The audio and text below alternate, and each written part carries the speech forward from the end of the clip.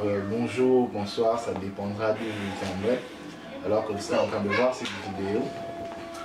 Si je me tiens encore devant vous, devant vos écrans ce matin, c'est parce que j'aimerais partager avec vous quelque chose, j'aimerais partager avec vous une petite pensée qui trouble mon cœur depuis un moment.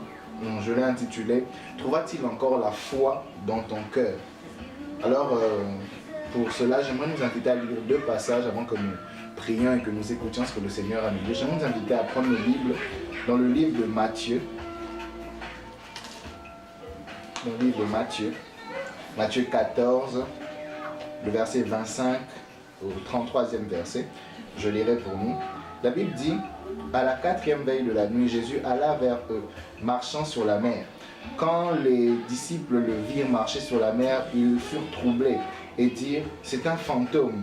Et dans leur frayeur, ils poussèrent des cris. Jésus leur dit aussitôt, rassurez-vous, c'est moi, n'ayez pas peur.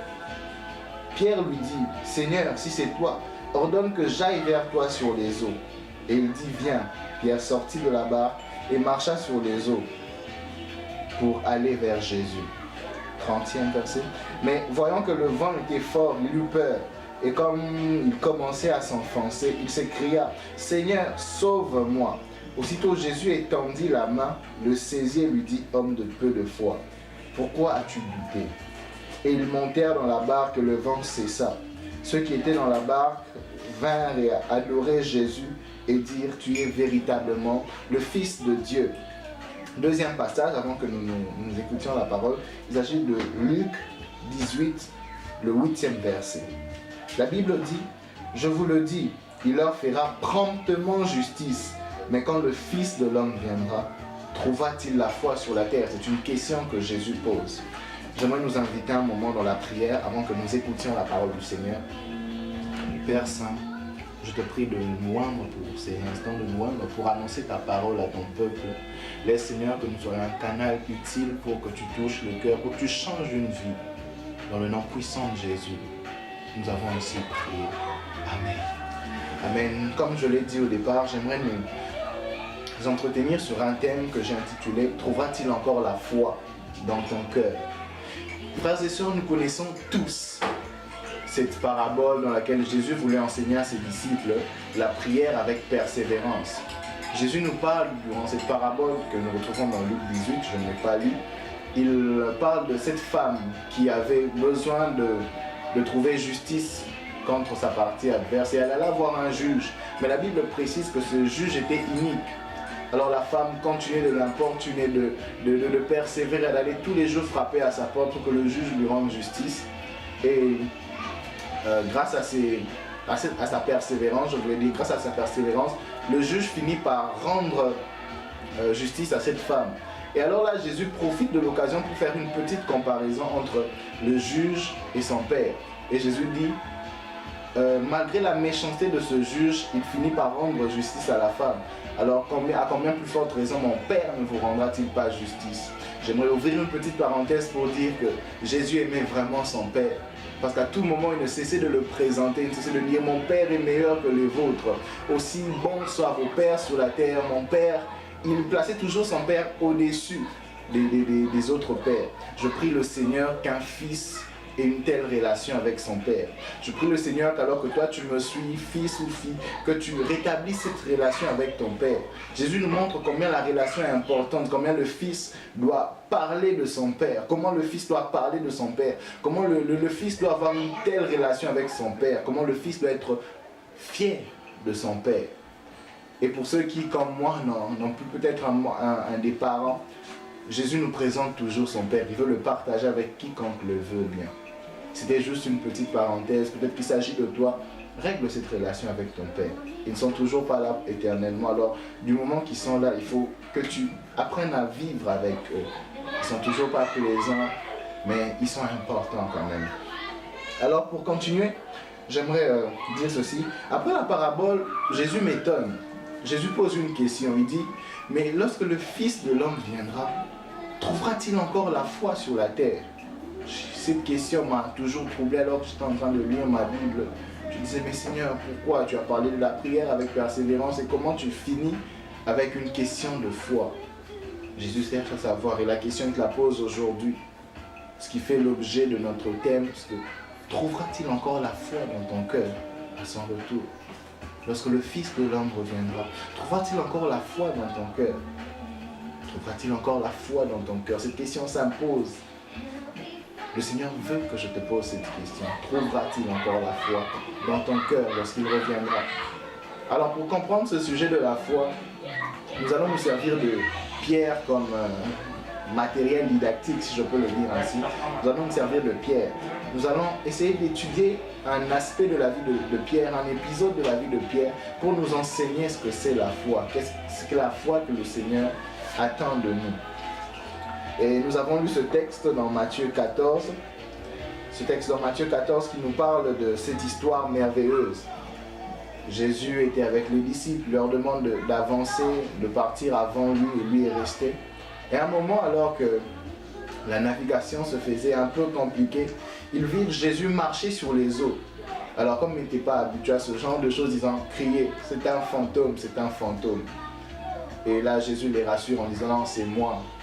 Il s'agit bien de moi, n'ayez pas peur. Alors là, Pierre m'étonne. Pierre sort du lot et il pose une question au Seigneur. Il dit, Seigneur, si c'est toi, dis que je vienne vers toi.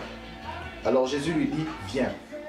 Et de cette petite partie, le Seigneur m'a révélé certains points importants qui feront que nous soyons transformés, nous soyons changés après cette vidéo.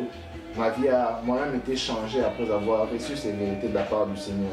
Premièrement, ce que le Seigneur veut nous enseigner aujourd'hui, c'est que notre capacité à accomplir des choses nous vient de la parole du Seigneur. Est-ce que Pierre s'attendait à vivre un miracle? Nous savons tous que cela sort de l'ordinaire. Marcher sur les eaux n'est pas ordinaire.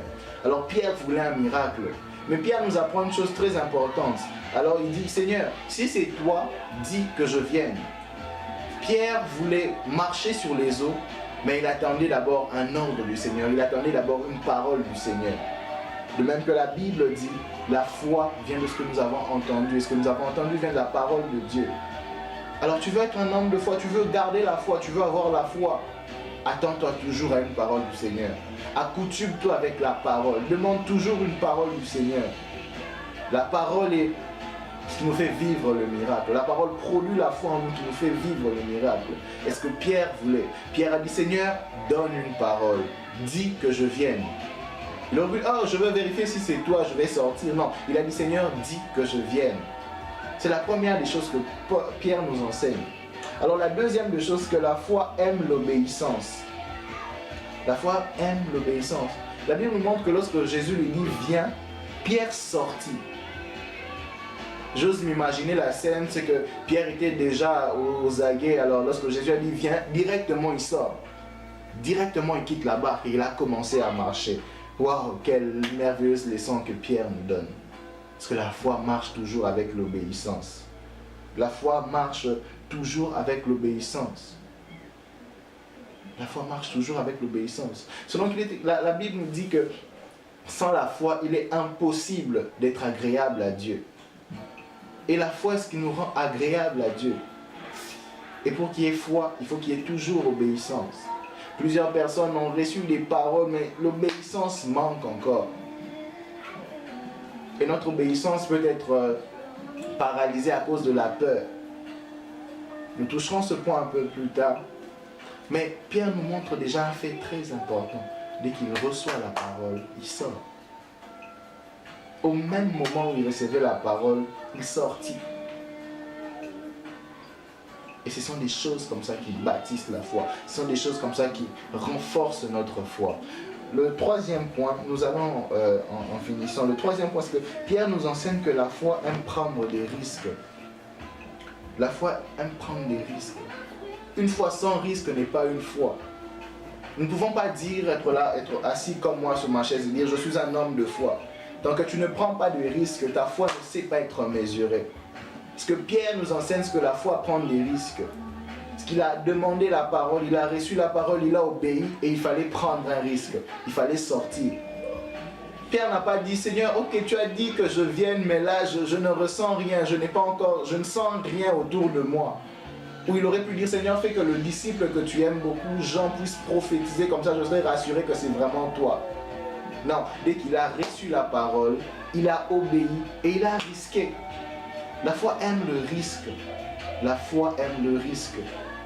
Beaucoup d'entre nous ne risquent pas à cause de la peur. Ils attendent des confirmations qui n'existent pas, alors que la parole se suffit à elle-même. Et ce sont ces choses que Pierre nous enseigne. Pierre nous enseigne que la foi aime le risque. Beaucoup de gens ont reçu une parole du Seigneur. Beaucoup, le Seigneur me faisait voir encore. Beaucoup ont reçu une parole du Seigneur, mais beaucoup n'avancent pas. Pourquoi? Parce qu'ils ont du mal à obéir. Ils hésitent encore. Ils disent, est-ce que ce n'est pas le fantôme?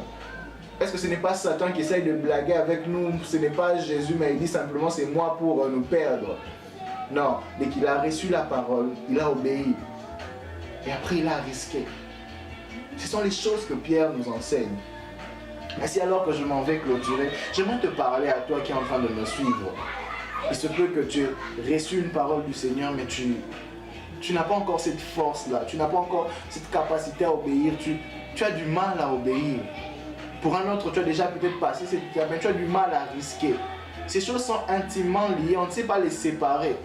Vous remarquez peut-être que j'ai parlé des mêmes choses parce qu'elles sont intimement liées. Alors j'aimerais faire un appel. La première des choses que le Seigneur attend de toi. Un jour, les Juifs ont demandé à Jésus, qu'est-ce que nous devons faire pour accomplir les œuvres du Seigneur, de Dieu? Et Jésus leur dit, l'œuvre de Dieu est que vous croyez en celui qui l'a envoyé. L'œuvre de Dieu pour toi, la première des choses que le Seigneur attend de toi, c'est que tu acceptes Jésus dans ta vie comme Seigneur et Sauveur. Que tu l'acceptes comme Seigneur et Sauveur. C'est le premier appel que je veux faire. Tu me suis, je ne sais d'où tu es. Je ne te connais peut-être pas, mais le Seigneur te connaît. Et la chose qu'il attend premièrement de toi, c'est que tu acceptes son envoi et que tu acceptes son Fils comme Seigneur et Sauveur. Et tu vivras. Et le deuxième appel que j'aimerais faire, c'est que quelqu'un veut dire, Seigneur, j'ai tellement lutté. J'ai tellement lutté, je n'étais pas sûr si c'était toi ou si c'était le fantôme. J'ai tellement douté. Je n'avais pas de foi. S'il te plaît, donne-moi la foi. Donne-moi la foi. Donne-moi la foi. Et mon troisième appel va s'adresser à une dernière catégorie. Tu as fait toutes ces choses comme Pierre. Tu as obéi, tu as risqué, tu as commencé à avancer. Mais à un moment, tu t'es rendu compte que les choses devenaient difficiles. Et tu as commencé à couler. Tu es allé dans la direction du Seigneur et tu as commencé à couler. Tu as commencé à perdre la foi parce que tu ne voyais pas les résultats escomptés. Ou les choses autour de toi t'ont troublé. Et tu as commencé à couler. Parce que le Seigneur est un Dieu qui vient te tendre la main aussi. Il suffit simplement que tu cries à lui et que tu dis, Seigneur, sauve-moi. J'ai fait ces 3 appels. Je sais que le Saint-Esprit te conduira à comment prier par rapport à ces 3 appels. Mais j'aimerais aussi prier avec toi. Ben, simplement ta tête dans la prière. J'aimerais faire une prière avec toi. J'aimerais prier le Saint-Esprit. Seigneur Saint-Esprit, est-ce que tu touches mon frère, que tu touches ma soeur? Tu connais réellement où se trouve son problème et tu sais le régler. Je ne les vois peut-être pas, mais toi tu les vois. Tu es avec eux là où ils sont maintenant. Et laisse que tu touches leur cœur et que tu changes leur vie. Ils ont peut-être répondu à un des appels, au premier, au deuxième ou au troisième. Toi tu connais lequel, dans lequel ils ont répondu. Alors laisse que tu les aides et qu'ils aient une vie de foi. De manière à ce que lorsque tu reviendras, que tu trouves la foi dans mon cœur. Dans le nom puissant de Jésus, j'ai ainsi prié. Je dis Amen. Merci, que Dieu vous bénisse.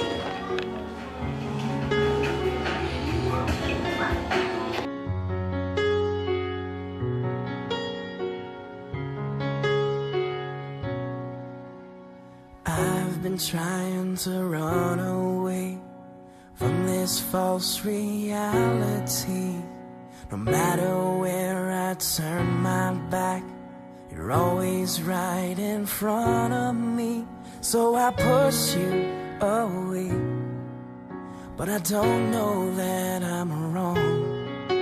I don't know the words to say to make my faith that strong. So I will pray to you right now. take away my sin, heal away my brokenness, and change this heart again. Without you I am nothing but a weak and dying man. So I will pray to you right now and change this heart again.